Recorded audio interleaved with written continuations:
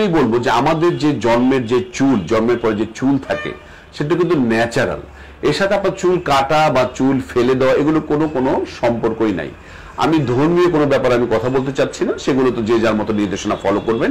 আমি শুধু বৈজ্ঞানিক পয়েন্ট অফ ভিউতে কিছু কথা আপনাদের জানাতে চাই। তবে আমি সবসময় বলবো যে যার মতো বিশ্বাস মতো তারা তাদের কাজগুলো অবশ্যই করবেন। তো প্রথমেই বলি যে ন্যাচারাল যে হেয়ার সেটা কিন্তু 6 মাস থেকে 1 বছর পর এমনি বাবুদের ন্যাচারালি পড়ে যাবে। তাহলে আপনি বাবুকে বারবার নাড়ু করে দেওয়া বা বাবুকে বারবার চুল কাটার সাথে আপনার ওর চুল ওঠার কিন্তু কোনো সম্পর্ক না, কারণ চুল জিনিসটা পুরোটা জেনেটিক। আর আপনি যে চুল কাটছেন সেটা তো আপনি বায়ুর উপরের অংশ কাটছেন, চুলের যে রুট হেয়ার সেটা তো ভিতরে থাকছে, সুতরাং আপনি কেটে ফেলে দিলে তার কোনো চেঞ্জ হবে না। আমি বলবো সবসময় কার কিরকম চুল হবে, হ্যাঁ কিছু চুলের যত্ন নিলে চুলের ঘনত্ব বাড়তে পারে, আর আমরা কিছু ওষুধ দেই সেটি তো আলাদা হিসাব, কিন্তু ন্যাচারালি আমরা বলবো বারবার চুল কেটে কোনো সুবিধা নাই।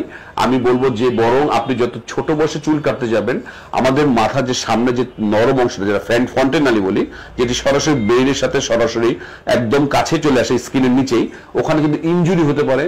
খুর দিয়ে কাটতে গেলে খুরে ইনজুরি আমি পেয়েছি, যে ফন্টেনালি কেটে ব্রেনে আঘাত পর্যন্ত পেয়েছে। সুতরাং এই ব্যাপারে আপনি খুবই সতর্ক থাকবেন।